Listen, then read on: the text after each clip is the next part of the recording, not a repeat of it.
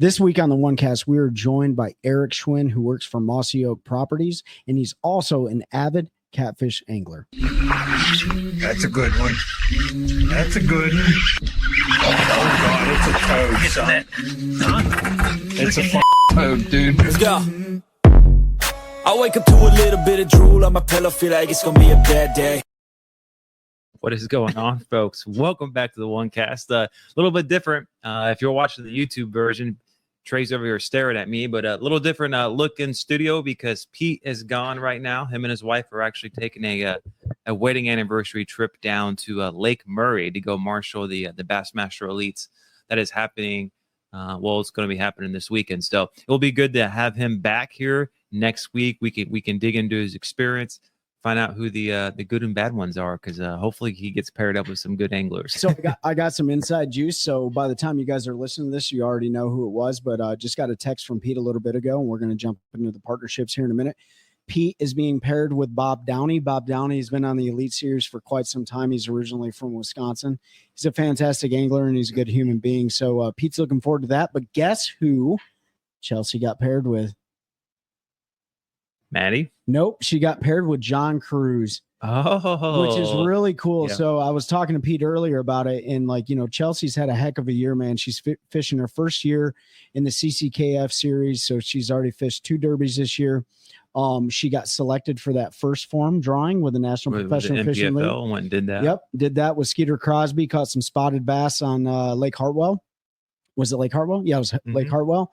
And then she got selected to be with her longtime hero on the Bassmaster Elite Series, John Cruz. So it's been a really cool year for her. I'm super happy. And, what a cool anniversary deal. You know what I mean? Just going to Marshall for the Bassmaster Elite Series. I mean, I agree. But you got to have a wife and a husband that both love fishing. Yeah, if I asked my wife that, she would smack me across the face and say, just get out of my house. So she'd be like, actually, what is the Bassmaster Elite Series? I have no idea. But anyways, hey, folks, listen, we got Ben right here. He is the owner of OneCast Fishing. You guys need to head on over to his website at onecastfishing.com. Use the code TheOneCast. He's got all of the line of soft plastics, the snagless jigs. If you want to join the snagless revolution, you can get your hand on the bladed ones, the swim jigs, the flipping jigs, the punching jigs, the swim. I mean, all of them, right? He's also got all of his weedless Ned heads. So you got multiple different weights on that weedless with the weedless Ned head. Where'd that little Ned rig bait go? I had one in my hand. It pairs really well with the OneCast fishing weedless Ned. It's under your mic there. Yeah, it's under the mic. It's a great bed fishing tool. That's why I had it in here, because we talked about it on Fishing Friday Live. So head on over there. Also, the OneCast merchandise is also on his website too. So if you click on the OneCast, you'll see our hats and shirts on there. So show us some love as we continue to bring you guys awesome guests and awesome information. Go ahead. Well, I was going to say, make sure you use that code, TheOneCast. That's right. And I was going to say, I appreciate that, Trey. Tonight, if you're watching, I am wearing the Carolina Waters UPF shirt. Dug it out. It's been a little bit since I wore it, but it's actually one of my favorite fishing shirts here. UPF 50. They have great performance wear, great hats, great hoodies, great gloves. And it has the I'm drawing a blank here. They're supposed to release. Pete's always talking about. Oh, the gloves. Gloves. Have they come out? Yeah, the gloves. They have came out. I don't know what's on the website right now. I do know that I have a pretty large order in for pickup. So I'm looking forward to getting my hands on some of the buffs, some of the gloves, some of the new shirts that they came out with. I know Seth Ellis is he recently joined the Carolina Waters team as well. And he's been rocking their merchandise on the MPFL trail. So like Ben said, that UPF 50 gear, man, you can't take too many precautions when it comes to protecting your skin from those harmful UV rays. And speaking of that, go to Hobie Eyewear, hobieeyewear.com. We are going to have a link in the description. Copy and paste that link into the internet box. I don't know what that's called. Into the internet box. Hobie Eyewear offers a plethora of different options, from their floating frames to their casual lifestyle, all sorts of different options for you and your family. My daughter owns them. She uses them for softball. We all rock them. The floating series, I promise you, lives up to its name. I've literally dropped my sunglasses during a Lake Gaston tournament, had to put the boat in reverse and grab those right out of the water. They're a great investment. They're already priced very well. But if you use that link, you're going to save 15% and probably get yourself a pair of sunglasses that you ain't going to find the price on that anywhere else. I think it's like $83-85 for a pair of like the floating frame series. So they also got prescription sunglasses too. So if you need that, they can get you hooked up. So check out hobieeyewear.com. And you know what? Last but not least, and we always talk about it, we got our good buddy here, Eric Schwind. Eric has been a supporter of the show for quite some time, and he's sitting right here with his giant arms next to the in the camera screen. But you know what, Eric? I'm going to let you introduce you as the partner and where people can find you, because we're going to talk about catfishing. Yep. So not so much the property side of it, but, you know, just kind of introduce the Mossy Oak property brand and where you serve the North Carolina area. Yeah, man. So I'm Eric Schwind with Mossy Oak Properties, Land and Farms Realty. Easy to find. I service the Fort Bragg area and surrounding areas, basically anywhere south of Raleigh, all the way down to South Carolina border. I've been all the way out to the Charlotte. So I cover a wide variety of area, but we also have a lot of partners that work inside of Mossy Oak Properties that if you're in a different part of the state and you need help over there, I can refer you to a good agent over there. I've been with Mossy Oak Properties for about a year now. Specialty is land and farms, rural houses. Still work on residential because I'm in a military area. So yeah, man, you can find me on Facebook at Mossy Oak Properties of the Sandhills, Eric Schwind, Mossy Oak Properties of the Sandhills. I'm on Instagram and just my personal page also. Yeah, feel free to reach out, man. What about your phone number and your email? Yeah, so email is eschwind, that's ESCHWIND at mossyoakproperties.com. My phone number is 936-494-9686. I know I got that memorized. I'm glad you got it memorized. You know, when we first started, marketing and stuff for you, it was like, shoot him an email at eschwind at mossyoakproperties.com. And I was like, we're going to have to spell that one out. You got to spell it out. But man, we appreciate you breaking that down. You know, the market's been crazy. The economy continues to be crazy. And, you don't just service the Sandhills area. You really service anybody, even if it's just referring them to another broker. Right. Yeah. So, if you folks are in the market, like, listen, everyone is trying to get away from the concrete jungle. Mossy Oak Properties has a wide variety of opportunities, different types of paradise that you guys can own. And I'm sure Eric and his team will steer you guys in the right direction. So appreciate you breaking that down. If you guys don't DM him or text him, you can shoot us a DM or any sort of message like that, an email, whatever, and we'll get you pointed in the right direction. So appreciate you breaking that down. But tonight we're going to talk something a little bit different, which is a little, I wouldn't say it's non-traditional for us. Like, we've had a wide variety of guests on the show. We've had biologists, we've had vendors, we've had professional anglers, amateur anglers in the bass fishing world. We've had a country musician who is now a kayak bass fisherman. He does both, Abby Abadanza. So if you haven't listened to that episode, go back and check that out. That was a really cool one in his BOS win on Logan Martin. But we're gonna go into the catfishing world, which, listen, tuck your feelings away a little bit, because Eric might say some things about bass themselves that enables him to catch giant flathead and blues and channels and whatever other species of catfish there are. So I'm going to open it up with this, man.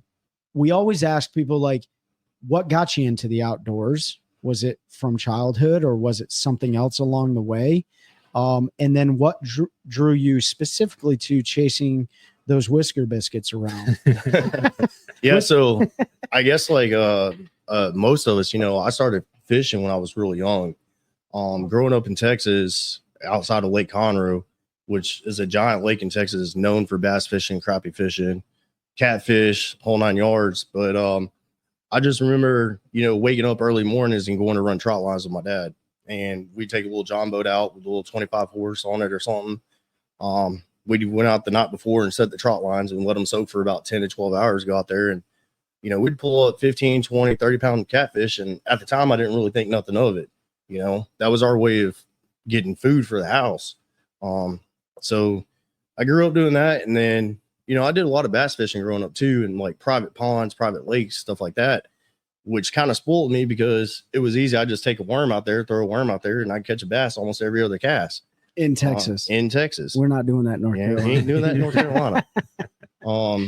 From there, you know, with my grandparents too, probably every weekend we lived right down the road in the same neighborhood, and we had access to a part of Lake Conroe right there. So they had a little spot we go to, and we crappie fish all the time and go get some live minnows, go out there, and we just have a blast catching fish all day.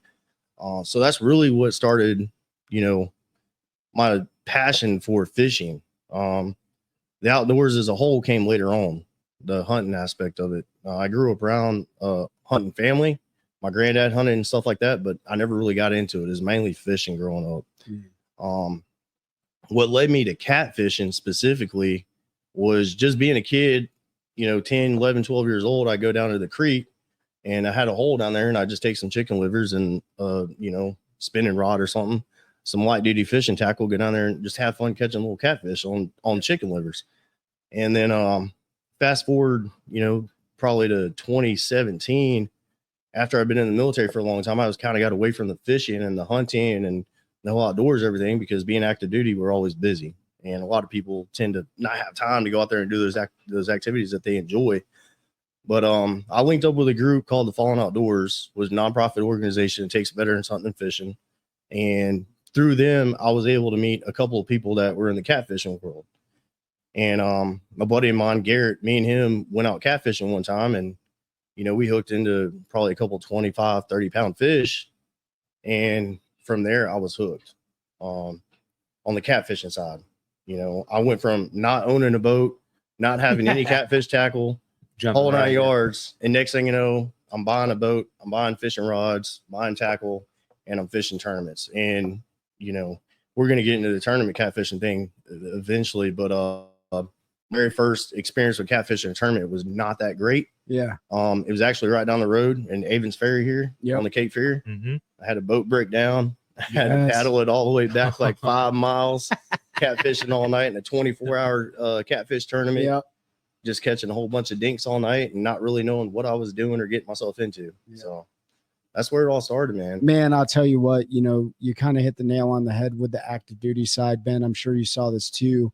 You know, serving in the military, it takes a very large percentage of your time away, and some of that time away means time away from your roots. You know, you hear it a lot with folks that are in the Army or any of the branch of service. Man, I used to fish. Yep. You know, 10, 15 years ago, but I haven't all the time. Or I used to be avid bow hunter or whatever, right? You insert it, right? Like, so the military, I mean, and rightfully so, we were engaged for a long time, post 9/11, to where the only thing on our mind was what the nation needed. So it's good to hear that, you know. Do you know what the triggering mechanism was though to get you? I mean, it was just going and fishing with your buddy, right? Well, getting back into the outdoors really. So when I first got to Fort Bragg, which was in 2007, I've been here ever since. There's a lake down there on Butner Road near a park that's actually, I didn't know at the time, it's a youth fishing only. Yeah, 12 and under. Or something. I wasn't paying no attention. I didn't realize it was youth only. Yeah. So I went down there. And, you know, I had all my appropriate fishing license and permit to fish on post and everything. And I went down there with some light tackle and just started casting off the dock, not really paying attention. And I hooked into something that broke my line. And I was like, all right, this is what I used to do. Yeah. This is what I love doing. Yeah. Let's get back into it. That's right. And from there it grew. No cops came. No, I didn't get. I was fishing by some kids. So, yeah. You know, maybe that was okay. Well, I mean, I will tell you this. If you're on the, you know, Eric, I appreciate you referring to it as Fort Bragg. We all know it's changed now. Oh yeah, that's right. It'll always be Fort Bragg to us. But if you're at Fort Liberty, if you're one of those newer soldiers listening to the show, it is absolutely a youth fishing lake. I don't know how much fishing you can do in it anymore because the last time I passed it, it was filled. It's grown up with vegetation. I mean, there's still water in there and stuff. So was that one of the ones that got drained after the hurricane? It's highly possible it is, but I know that it used to be filled with a bunch of fish. I probably didn't fish it, but I was close to it. And you know that it's just one of those deals. But you know that tug on the line, that serenity, that being in the outdoors, like that peace of mind that it brings you.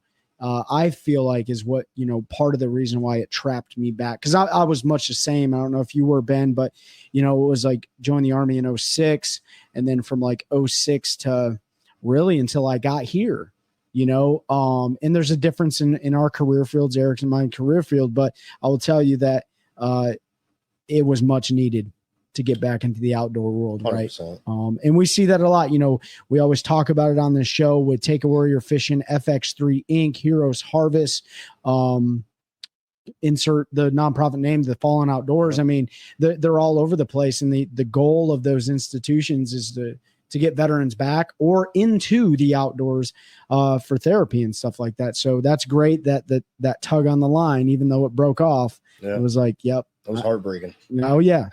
And it ain't the first and it ain't the last time it'll ever happen either. So, but yeah, man, I appreciate you breaking that down. Ben, do you got any questions before we move in? So catfishing, right? So let's talk about, before we get into the tournament side. So you did the right thing. You bought a boat. It wasn't a brand new boat. No.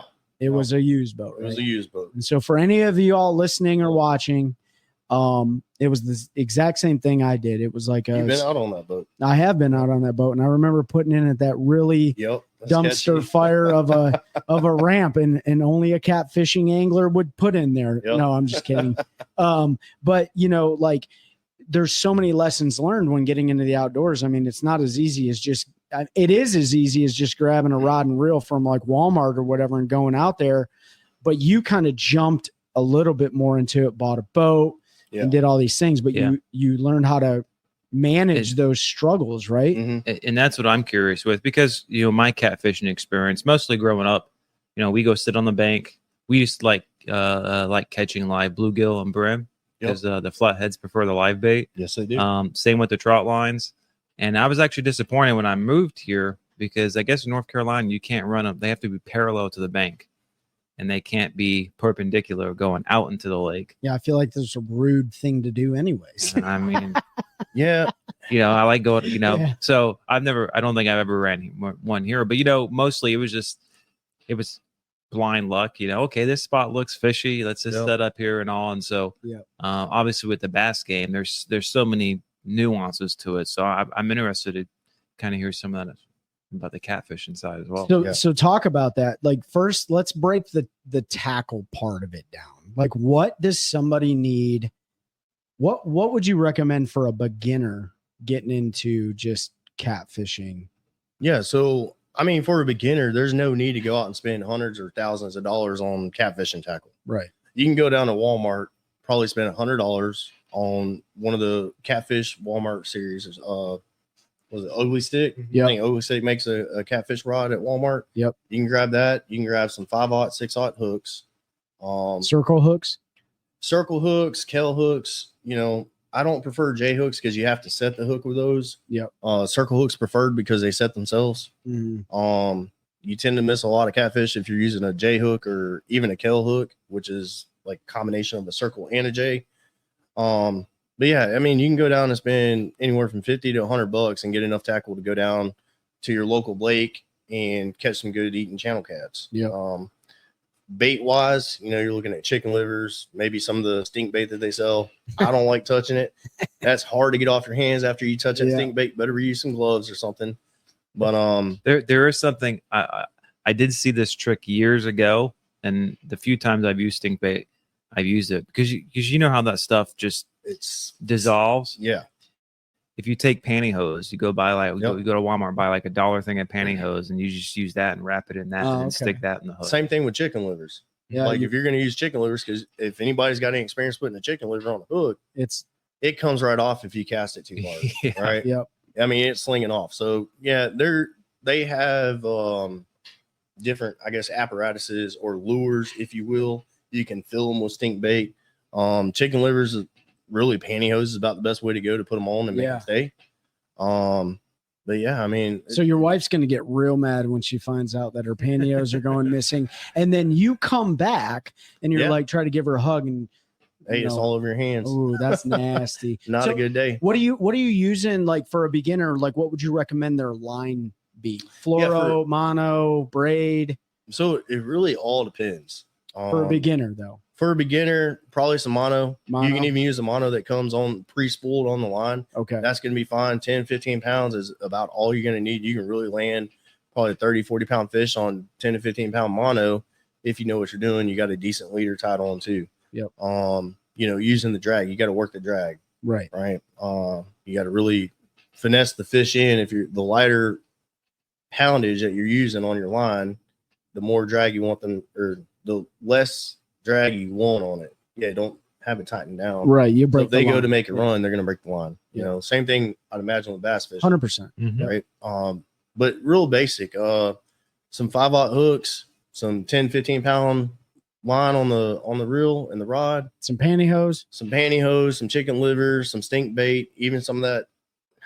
What are they? The little nuggets that they sell. Yeah. Now that fake shad, or the shad that they got in the bag at Walmart, I wouldn't buy that. Don't waste your money on that. You're better off with chicken livers. Yeah. Chicken livers, chicken hearts. And you can go down to your local lake and just cast it out there with the weight on the end of it, and wait for it to hook on the line, set the hook, reel it in, you're good to go. So depending on what age you are, you may or may not need a fishing license. Just throwing that out there, right? Get your fishing license if you're 16. You need a fishing license. You need your fishing license, and don't fish that lake on Fort Liberty like we were talking about unless you don't do that. Are younger. So no, that's awesome, man. I think a lot of people getting into the outdoors can be extremely overwhelming for people, right? Because they don't know where to look. I mean, now there's access to YouTube and all that stuff. Yep. And, the information environment saturated with education, but still people like to hear it from, firsthand experience. So listen to Eric's guidance when it comes to just jumping into it. Right. And that's, that's what I recommend. If you're interested in it, just go try it out. Don't go spend a whole bunch of money on it. Just go try it out. Go buy you a cheap rod from Walmart. That's all you really need. It's going to land it most of any fish that you're going to find there in a lake. And try it out, see if you like it. And if you like it, then, do some more research and start upgrading from there. Before we jump into the tournament side and the boat setup and things like that, what are some of the accessories that you recommend? Like somebody who's going to just fish off the bank outside of the pole and the reel and the line and the bait and stuff like that. Thinking like pliers or grips or gloves. Yeah, for sure. Yeah. Definitely have some pliers, depending on what kind of hooks you use. If you're not using a circle hook, there's a tendency for the catfish to swallow the hook, or get it down there in their gill plate, so you need some pliers to get it out. I would say definitely use some gloves. Be cautious of the spine on their back, because that thing will poke you and it's going to hurt and it's going to sting. Probably a bell.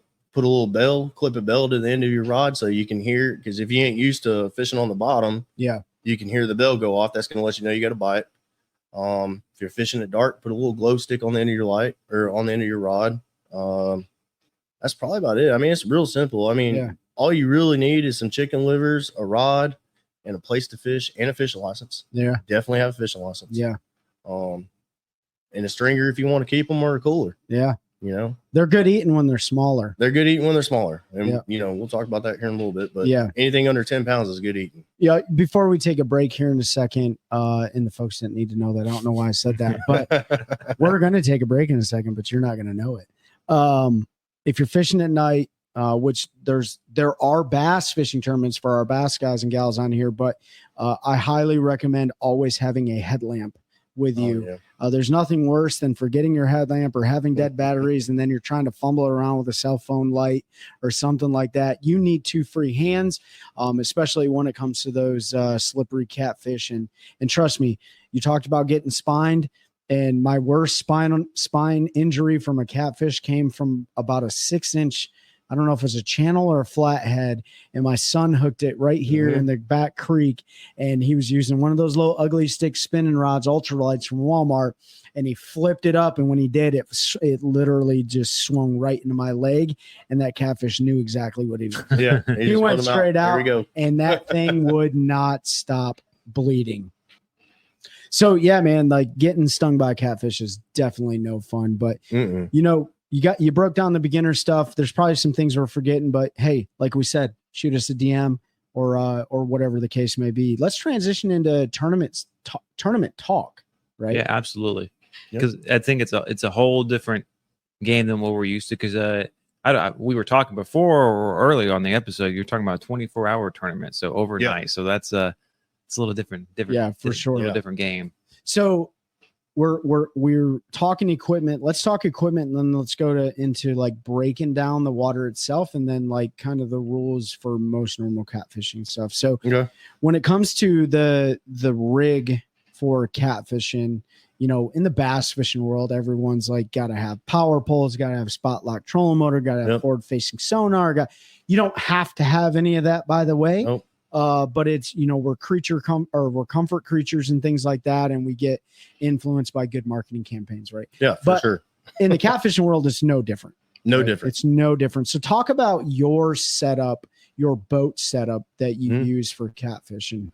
Yeah. So, like I said before, the first boat I bought was a 17.5 foot Sea Arc. Had a 60 horse 7 root on it.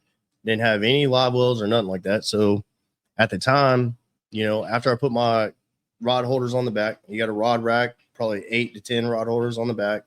And then I had to get a toolbox, large toolbox, one that goes in the bed of your truck. And that's what I use as a live well, because all these terms that we fish are CPR. They catch and release it, and your fish has to swim away alive. So that was rough for the first couple of years.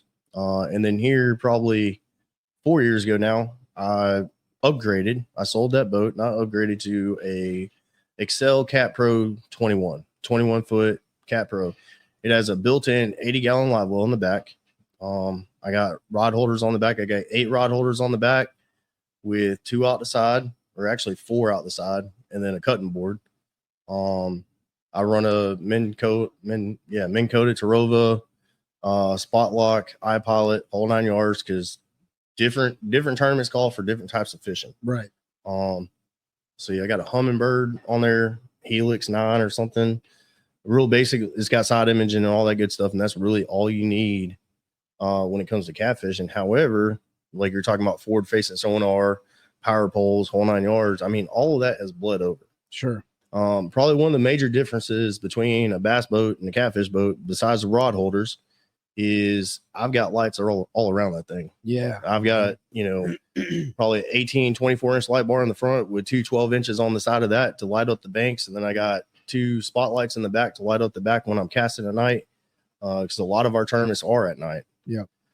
I've got an external 30-gallon bait tank that I use to keep live brim and shad, or, you know, whatever I'm fishing within. Yeah. Occasionally bass. Okay. Occasionally bass, as long as they meet the creel limits and they're caught legally by whatever the regulation says. Yep. Then a large net. Yeah. You got to have a net, you know? Yep. I run an oxygen box inside of my live well. So that feeds oxygen to the fish, change out the water regularly, because they got to have fresh water to stay alive, especially during the summertime. That's really it, man. Yeah. So besides the rods and the reels and the tackle, you know, yeah, boat setup, that's it. I mean, it is. Oh, go ahead, Ben. Go ahead. Oh, that's the one that a lot of us guys, I use now all the time, but I guess you can't really boat flip a 30-pound catfish. No, you're not. You ain't gonna have a whole lot of luck with that. Yeah, I mean, like the boat setup. I mean, you just talked about the electronics. You talked about the mechanics of the boat. I mean, you're talking anywhere's upwards of 50, 60, 70, 80, 90 grand. I don't like to think about that sometimes. But it's exactly what it is, right? I mean, like it's no different really with most of our styles. And that in you know, Eric is breaking down like a tournament rigged. Yeah, this is a tournament ready. Let's go. Tournament ready. Let's go. Why so many lights though? Like, what are the lights for? Does it attract the catfish? No, definitely not. So the lights on the boat are so I can see at night. Okay. All right. So you get out there fishing on the river in the middle of the night. I fish a lot of rivers. I don't do a whole lot of lake fishing. All right. So in a river that has current in it, you have obstacles in that river. Whether it's a log floating down the river, it's trees, it's stumps, something sticking out of the water. The last thing you want to do is hit one of them running 40 miles an hour down the water. Oh, I agree. So, you know, obviously the lights don't do no good if it's foggy out, but you got to take it slow. But yeah, that's what the lights are for. So I can see where I'm going. The lights out the side so I can see the banks, because when I'm looking for a place to fish, I'm looking at the banks. See what kind of structure is above the water. It gives me an indication of what's below the water, along with the sonar and, you know, the fish finder and everything. So what are you looking for? Yeah, break that down. So it depends. Depends on the body of water you're on, but let's use the Cape Fear River right down the road here as an example. If I'm night fishing, One thing that I'm going to look for is cover. All right. Catfish love cover, whether it's, it's usually submerged cover, obviously. Going to be some logs in the water. It could be a hump. It could be a pile of rocks. Or I'm going to look for a place where bait fish tend to hang out. Because one misconception about catfish, everybody thinks catfish are bottom feeders and they only eat the scraps on the bottom of the water. Well, that's not true. Majority of the time we're using live bait. If I'm going after a flathead, you're looking for log jams, place where a bunch of logs are piled up, due to rain, stuff washing down the river. It gets piled up in a river bend, preferably outside of a river bend in a deeper hole. Sometimes you want to be in the shallows. It really just depends. I mean, think of all the terrain features that you look for bass fishing and where bass are going to hold up in the water is essentially there's probably going to be a catfish somewhere near around there. Oh, most of the time. They're all predator right? fish. Yeah. Now sometimes you want to look for open water because I don't want to find a fish that's stuck to cover. I want to find a fish that's traveling the banks or your natural travel corridors underwater. So that could be, a ledge, fishing on a ledge where that's just a natural travel corridor for a fish, whether it's a catfish, a bait fish, doesn't matter. Right. I'm just looking for a place to intercept them. Yeah. What about, because I assume, catfish, I assume they change their migration patterns seasonally, just like pretty much every other species. Of course, in our world, like it's very important, like all the migration patterns and all. So I'm curious, like break down like catfish movement seasonally, and I don't know, do you guys run tournaments 12 months a year? Do you have a season year round? Yep. So let's talk about going from like the winter time to spring and summer and all the way back around. All right, so we'll start with winter time. During the winter time, your flatheads, you're really not going to target because most of them go and hibernate during the winter. The water gets cold, they're not active. They go pile up somewhere, they find a spot, and they just stay there. They're not real active. They're not out actively feeding. Blue catfish, on the other hand, while they're a little bit lethargic, they're still out actively feeding. Okay. So your deeper holes where the water's a little warmer down below, those are good target areas. And then heavy structure underneath water are good target areas during the winter.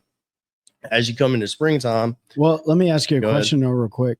In the wintertime, does your technique of fishing them, like, are you using dead bait or are you still using live bait? No, that's a great question. During the wintertime, it's mainly cut bait. Mainly cut bait. And when I say cut bait, I'm generally using shad. Cut shad. I go down and catch it wherever it may be, find it schooled up somewhere. And that's what we're going to use to target blue catfish is normally what you target during the wintertime. You won't hear me talk a lot about channel catfish just because they're generally smaller fish. Yep. Not a fish you really want to target if you're trying to win a tournament. Sure. So cut bait during the winter.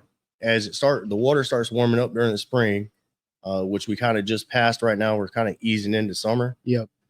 You're going to start finding that those flatheads are becoming more active. So around like April time frame when the water's warming up, kind of transition, use a mix of cut bait and live bait, whether that's bluegill, brim, sunfish, any kind of panfish, crappie, bass, you name it, we'll throw it. Mm-hmm. Other catfish.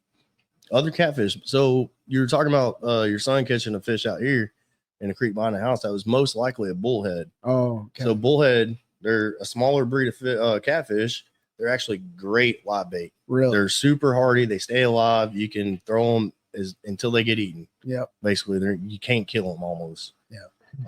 So yeah, other catfish, you could also cut up a smaller catfish and throw them out there. Or if you catch a small, probably less than a foot, less than 12 inches or something, you can throw that out there too if you wanted to. It's like the ones you catch in Jordan. Is that against like the catfishing? No, absolutely not. Okay, so they're cut and throw, baby. Now we do try to stay away from the blue cats and the flatheads. Yeah. If we catch them small, you won't let them back so you can grow those trophy catfish. Gotcha. So springtime, those fish are becoming more active. The water's heating up. They're going to be more active. We do a lot of let me go back to the winter real quick. During the wintertime, you don't fish a lot at night. Most of your fishing is going to be during the day. A majority of the wintertime tournaments or fishing events is all going to be during the day. It's warmer. Yeah. And two, your fish are going to be more active throughout the day as that sunlight's in the water, kind of warming stuff up. Right. Now, right now we're in a weird time because we're in May and we're going into spawning season. And For catfish. For catfish. Okay. And this is where catfish and bass kind of defer a little bit when it comes to fishing for them. During the spawning season, these larger fish are in holes and building nests. So they're a lot harder to target and they're a lot harder to catch. You're going to catch a lot of smaller catfish during this time. So really probably about Memorial weekend to 4th of July weekend is really kind of a dead time to catfish. Okay. How deep do they like to make those nests in those holes? It depends. And a lot of times they'll use existing cover. If anybody ever watches anything about noodling, which you won't catch me putting my hand in a hole at all. It'll be all right, man. Yeah. I'm out with 2 fingers instead of 5. But it really just depends on the body of water. Now they're going to try to get deeper and they want to get away from predators because the female will go in there and lay the eggs. The male is going to stay on the nest and protect them until they hatch. That's why after spawning, you'll see a lot of fish that are scarred up, beat up. Their tails are beat up. Their heads are scarred up. And they've been fighting down there, guarding off predators. So summertime catfishing after the spawn's pretty good. A lot of night fishing for obvious. It's hot. I don't want to be out there when it's 110 degrees and the sun's beating down on you. Now it can be done. They're just harder to target. And it's going to change your pattern of how you're trying to find the fish. As we go into fall, now these fish are starting to feed up real heavy. Fall catfishing is real good. Still at nighttime. Still same kind of structure, same kind of pathways that you're trying to find these fish on. And you're generally going to have pretty good success. Really, fall time, wintertime, springtime, really great fishing. Summertime is pretty good after the spawn because once they come off the spawn, they're hungry. And then you just go right back into winter and the cycle continues. But a lot of that really, really depends on the body of water that you're fishing. Right. So, let's rewind a little bit about breaking the body of water down. And you don't have to go into it too far, but when I think the greatest piece of technology that was ever created, and a lot of people will agree with this, is how advanced our map cards have gotten, right? With the lakes, the contour lines, the artificial reefs they mark, you name it. Like, it's really hard to keep a secret. However, in a lot of the river systems, there are no map cards that define all the contour lines, or there's a lot of rivers where I don't have defined contour lines. So I was going to ask you, are map cards really important for you even before you get to that body of water? So me personally, I don't use map cards. I use Navionics. All right. But also when it comes back to map cards and Navionics, unless a river, which is normally what I fish, they don't map out rivers. All right. Unless they're a navigable waterway, like the James River in Virginia. That one is mapped out. But one thing to remember is that water is constantly moving. There's always different flow of current through there. Yep. Everything is changing. So that's why, like the Cape Fear River, you're not going to find it on a map card. You're not going to find it on Navionics. Now you go to a lake, they got map cards. Yep. They're all over Navionics. You go to the James River, where it's a navigable waterway, or the Mississippi River, they have barges running up and down all the time. They have to have those mapped out. Yep, that's true. Yeah. So would you say that obviously visual observation of the bank line and the water itself is probably the most important part for like that, and side scan imaging? So, to give you an example, if I go fish any stretch of the Neuse River, the Cape Fear River, and maybe even the Roanoke, the first thing I'm going to do is pull up my phone, the Google Maps. I'm going to start with that satellite imagery. And what I'm going to look for is bends in the river. All right. That's the first thing I'm going to look for. I'm going to mark those. And then if I can zoom in and I can see a structure pile there, I'm going to mark those. Now, when I get on the water, I'm going to go to where I'm marked. But while I'm there, I'm going to run my side scan. I'm going to see what's on the banks. I'm going to see what's underneath, and I'm going to just find structure. A lot of these rivers, you'll find the banks are real steep, and then they're generally the same all the way across the bottom. But, looking for rock piles, brush piles underwater, mussel pile, like mussel clams. Yeah, like Shell beds. Yeah, Shell beds. Yep. Shell beds is huge. That is a huge portion of the diet of these catfish. Yep. Yeah. So and that's what I'm using that without having avionics or something that already hasn't mapped out where I can see ledges, sure, or underwater humps or islands or holes. That's where we start. Ben talked about the migration patterns earlier, but just out of curiosity, and for those listening, like, do catfish follow the migration patterns of other fish, of bass, of brim, of shad? Do they follow them, or do they just hang out in their normal areas and do whatever they need to do? They're during the wintertime, they're going to find the deeper holes. Yep. But they're also going to find the bait fish. They're going to find what they're eating. They're going to follow those because those are the fish they're eating. That is their main source of food.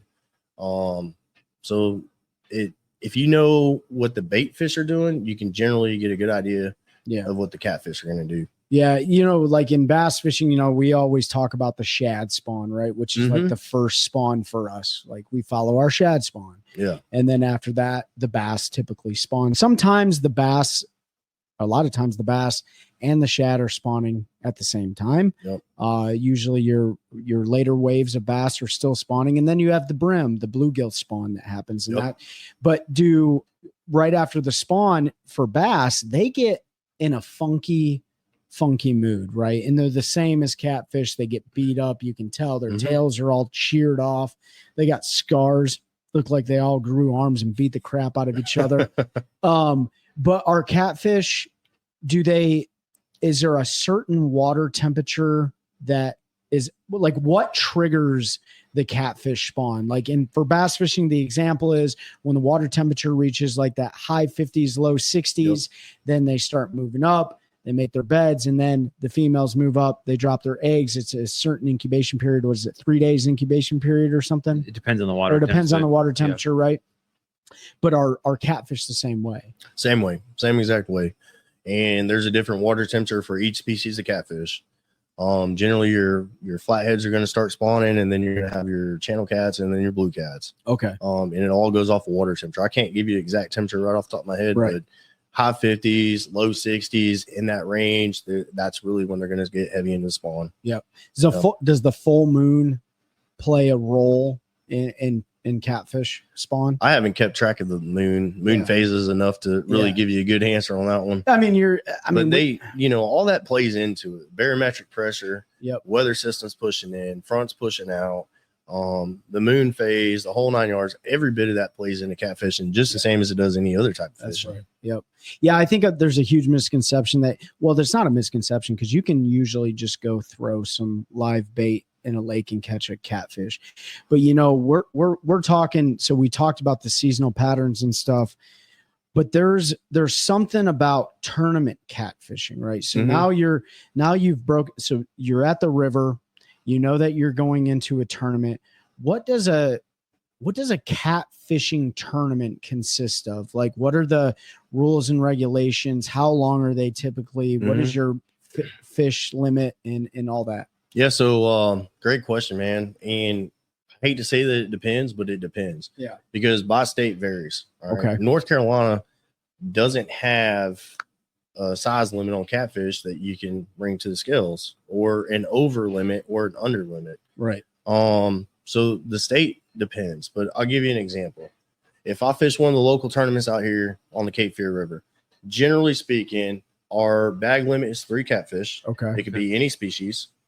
All right. They have to be alive whenever you weigh them. They have to swim away within 5 to 10 minutes after you release them back into the water. You're going to have a polygraph test. And then you just have generally anywhere from 8 to 15 hours is one of the tournaments over here, especially the overnight tournament.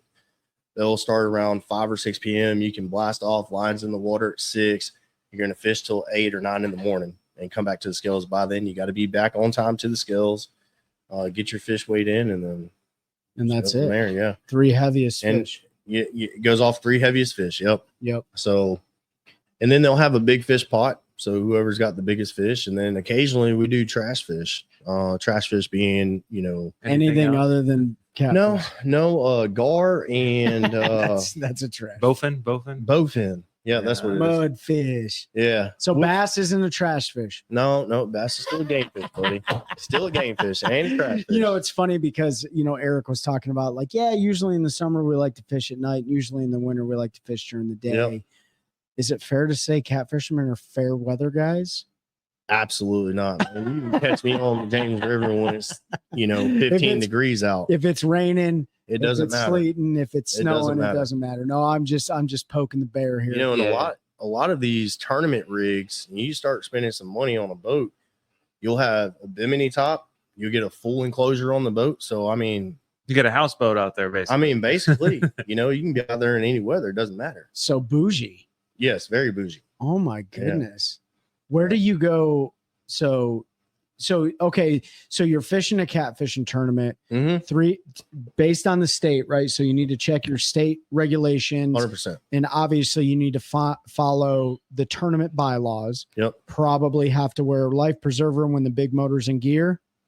So that's, state law, probably. That's going to be on state law. And again, depending on one of your fish, generally, we err on the side of caution. There has been a lot of boating accidents with catfishermen, especially guys like to fish below dams, to go catch bait or something like that. And you never know when that dam's going to turn on. Yeah. So rule of thumb is if that dam's pushing a lot of water, you need to have a life preserver on. Sure. And I recommend having one at all times. At all times, yeah. Because you just never know. You could be cruising down the river at 35, 45, 50 miles an hour and you hit a submerged log. Next thing you know, you're ejected from the boat. That's right. Yeah. So safety is a big thing.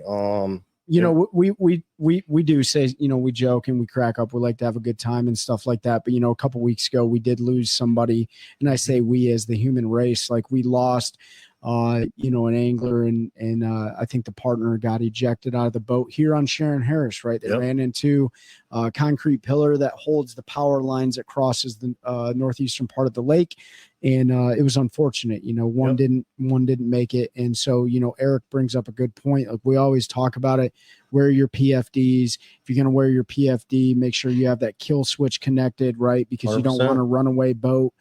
You're fishing moving water a lot of times. So that's consistently dangerous. And Ben even brought up another good point. Follow the state law, don't put yourself in position. So when it comes to the tournaments, with the bait choice, is that usually regulated or is it like go catch your own bait, bring your cut bait? How is that? Yeah, so I'll just I'll use one of the larger tournaments I fish, and that's going to be up there on the James River in Virginia. It's a yearly tournament. It's a 2-day tournament. It's called Kings of the James. For that one, and for any other tournament, you have to prepare. We don't just bring plastics out there and rig up our stuff on the water. I have to go catch my bait. Yeah. So, that's one thing about catfishing is it could take you got to catch fish to catch fish. I got to catch fish to catch fish. I like it. But you do that before the tournament. Generally. Okay. All right. I've got a tournament coming up in 2 weeks on the 19th. We're doing a veterans tournament and I'm using my boat to take a vet out. There you go. So I'm going to go up there on a Friday. And I'm going to survey the water, do a little bit of pre-fishing, not much, but I'm going to catch all the bait I need. And up there in Virginia, I can use a gill net. I got a 100-foot gill net that I go into a creek. I set out to catch my shad. I might go there and try to catch some white perch or something like that to keep them alive and keep some live bass. shad. Not up there. No, I'm just kidding. Not up there. Not on that body of water. I haven't found bass to be real productive. Bass are really good for flatheads down here. Yeah. And I'm not 100% sure they're actually legal to use up there in Virginia, to be honest with you. But I focus on. Yes. Some states have regulations on game fish. Yeah, they do. And so up there, I like to use shad.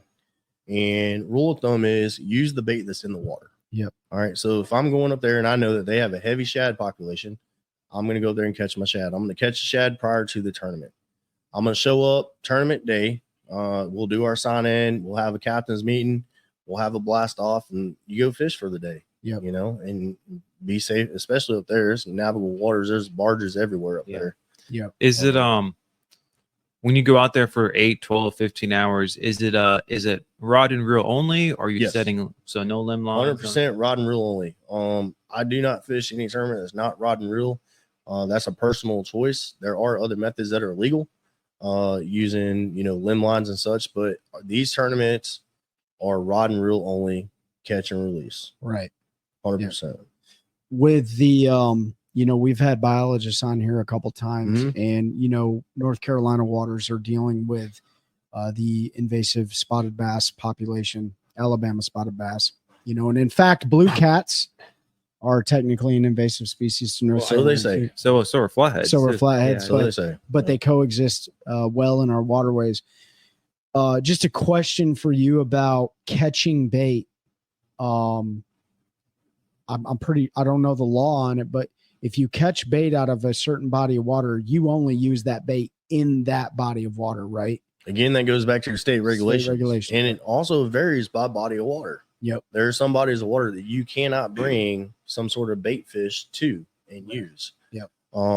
Generally speaking, though, I want to catch bait out of that body of water that I'm going to fish. That's right. Because if that bait's in that water, those fish are eating that bait. Yeah. Yep. So if I bring, say, a skipjack herring from, the Mississippi River or Tennessee River or something down here and fish with it on the Cape Fear, they're gonna be like, what is this? I ain't never seen one of these before. Yeah, not to mention that, like, we talked about in numerous episodes about bacteria and parasites and things like that can enter our water systems, which is why we're dealing with a lot of what we deal with. So we just need to be cautious on those types of things. And anglers are anglers across the board, and we're probably some of the best conservationists that exist in the outdoor industry, to include the guys that hunt and stuff like that. So it's important for everybody to understand, like, check your state regulations. I know we said it numerous times, but the last thing we want to do is introduce an invasive species of bacteria, whatever the case may be, into our water system. So, we talked about the boat. We talked about breaking down the water, the seasonal migration patterns, things like that. You guys fish for big money too, right? Yeah. Like it's good money. There's some tournaments that are offering $50,000-$100,000 pots. Yep. I'm going to ask about fish care. I think it's important, right? Like, you guys are weighing in live catfish. Yep. We talk about it with bass all the time. There are certain instances where you actually need to fizz the fish because it gets barrel trauma and it starts to bloat. We put G juice and different additives into the water. We make sure our live wells are clean. How does fish care? I know catfish are a lot more hardy than a bass is, but you talked about it in the summertime, fish care, and in any of the seasons. But is there something specific you guys do to keep your catfish 100%? So, I mean, me specifically, I keep it simple. You on some guys' boats, you'll find oxygen tanks, you'll find G juice. Some guys get kind of crazy with it. All the recirculating pumps and all that. The most important thing is keeping fresh water in there. So during the summertime, when the water temperature is higher, I've got this oxygen box that constantly pumps water, but it's recirculating the water that's already in the box. So I also have, my the inlet line to refill it with fresh water. So I'll run that and put fresh water on them for a while. And then occasionally, if it's really hot, I got bags of ice or extra ice in my ice chest. I'll throw some ice in there to kind of cool that water down. Okay. To me, that's the most important thing, is just running a good aerator inside of there. As long as you have that and you're keeping fresh water in there, maybe every 45 minutes to an hour, you got something that is providing them oxygen, you're good to go. Now, you don't have to go as far as having an oxygen tank rigged up, but some guys do. We was in one tournament. We fished the Mississippi River monsters, back in, I think it was 2019. It was right after we came back from that deployment. We used, it was actually an aerator for a pond. It was rather large, ran off a 12-volt system, had to hook a power inverter up. But when the lady came by and was testing everybody's water, she said, we have one of the best oxygenated waters that there was, and it's simple, real simple. Just running air into it, and it creates that natural oxygen in the water. Yeah, it creates those bubbles, and just keeping water circulation, keeping oxygen in it, and changing out, keeping fresh water. If it's super hot, throw some ice in there. Yeah. Now you can throw G juice and all the other stuff in there. I prefer not to. But yeah, I mean, that's it. Just keep clean filters. Clean your filters out every once in a while. Yeah. I got two more questions. I'll turn it over to Ben. Well, the last question I have might be a closing question, but What is the funniest? So do catfish regurgitate things in the Oh live well? man. Yeah, they do. Because, just like any fish, when they're in that live well, they get stressed out when you're running around the water. Yep. They're bouncing around, all that good stuff. They've regurgitated clams down there on the James River, crabs, other shad, other fish they ate. And you make sure you clean your live well out, because good night. That stuff does not smell good a couple days later. Yeah. It's always funny too, because then, you look in your live well, if you're fishing for weight, 5 fish bass limit, 3 fish catfish limit, you're like, man, you just choked up like 10 ounces worth of 100%. Yeah. You're like, dang. They are never as heavy coming out as they were going in. Yeah. Yeah. Something we talked about years ago. I remember you and I talking about this, and for those watching, listening, Eric and I first met in an undisclosed country together. So It was a really good time. We didn't even like each other at first, so that was funny. I didn't even like Pete when I first met him either.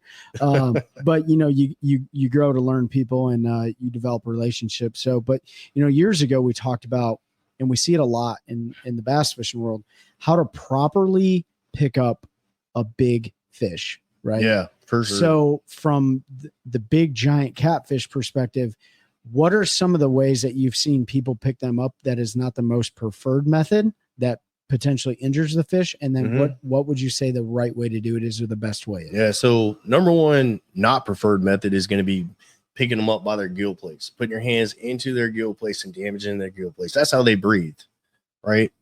The other thing is, any fish over probably 15, 20 pounds, a lot of guys will pick them up by their jaw. Well, when a fish is in water, they don't know how heavy they are. They don't have that gravity to pull them down.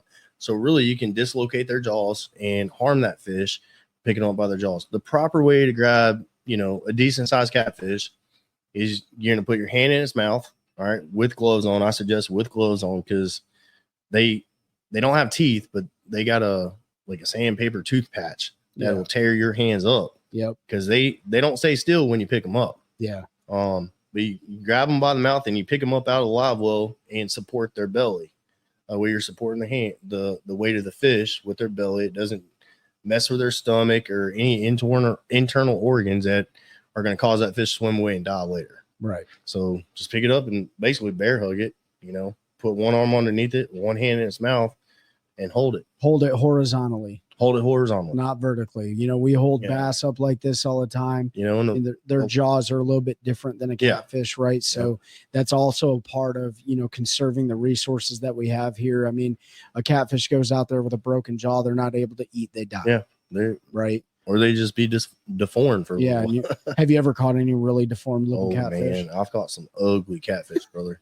Is there such thing as the non-ugly catfish? I guess bottom lip sticks way further out than the underbite. Oh, that poor cat. Man, I'm telling you, that fish, he's seen better days.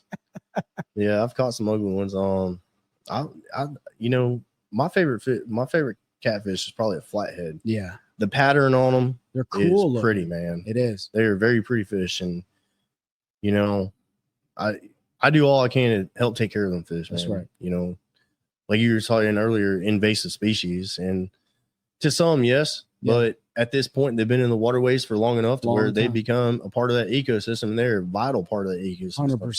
100%. If they're not there, then enough bait fish aren't getting eaten. You know what I mean? And then those bait fish start overpopulating. Your bass population goes down. Your crappie population goes down, and it has a huge effect. Yeah. So it's like a circle of life, not like a triangle. But who would like know? Who would have thought?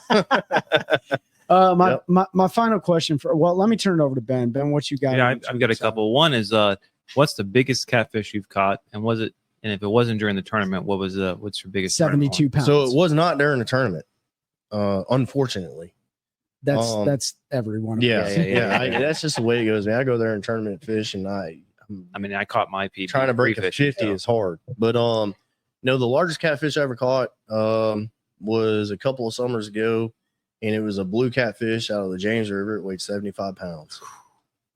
All right. Okay, I was close. I said 72. You were close, yeah. Yeah, that's a big one, dude. He's huge. That's more than my 12-year-old son weighs. Yeah. That's massive. And, that's also one of the things that allure me to catfish over any other species is the pure size of them. Big old monsters. You hook into a 30-plus pound fish, you got a pretty good fight on your hands, It's just fun. Yeah. And you're just reeling these like S10 Chevy pickup trucks back into your boat. Yeah. I mean, I've literally seen catfishing pictures that were the size of vehicles. Like it's unbelievable what lives in our waters. No wonder my wife doesn't want to swim in the It makes me lakes. think. I think I saw an article here within the last week or two. I think a new record blue cat was caught somewhere in the States. Over 100 pounds. I think so. Good. That's not uncommon. Yeah. The state record used to be at a Gaston or a car. Yeah. And it was a blue cat, and it was caught on the dock by like a 12-year-old with like a Zepco or something. Yep, sure was. Like 112 pounds or something. A buddy of mine, an acquaintance of mine, he caught 2 state records back to back out of Lake Gaston. Now the current state record, I wish I could remember the exact weight, but it caught by a good friend of mine, Rocky, and he caught it out of the Roanoke River, blue catfish. Another buddy of mine caught the state record flathead out of the Neuse River. And that's just, everybody goes out there searching for a state record. And when you get a chance to reel something like that in, I mean, it changes a lot of things. You know? Even in the catfish world where it's still up and coming, we ain't quite caught up to the crappie and bass fishing side of things, but it's getting there. Well, it's its own culture. It is, and that's a whole nother topic we could talk about when it comes to culture and the misconception of what a catfisherman is. Well, most people think it's a guy with a big beard sitting on the bank drinking, in his overalls, a dirty 30. Yeah. And you know what? When most people just think of fishing in general, that's what they think of. To be honest with you, those are the bluegill fishermen. Yeah, for sure. No, I think fishing is definitely, unlocked a lot of greatness for all of us. That on the water outdoor therapy is absolutely needed. We talked earlier about like if somebody wanted to get into the fishing, right? Yep.